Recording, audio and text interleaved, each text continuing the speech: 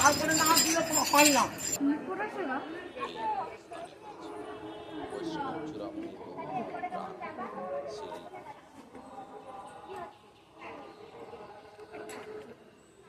আসুন আমরা নবদ্বীপ মায়াপুর দর্শন করি এবং নবদ্বীপ মায়াপুরের একমাত্র এই গৌর মহাপ্রভুর জন্মস্থান এই সেই গৌরঙ্গ মহাপ্রভু নিম গাছের তলায় জন্মগ্রহণ করেছিলেন এবং এখানেই তার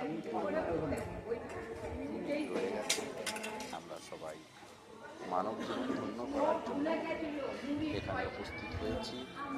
আজ আমরা বল কোথায় এটা? তোমরা কে কে এসেছো?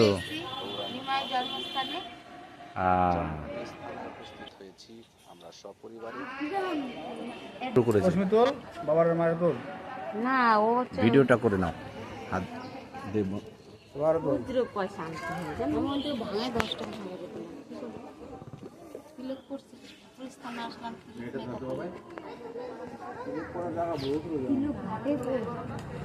এটা নিমাইয়ের জন্মস্থান।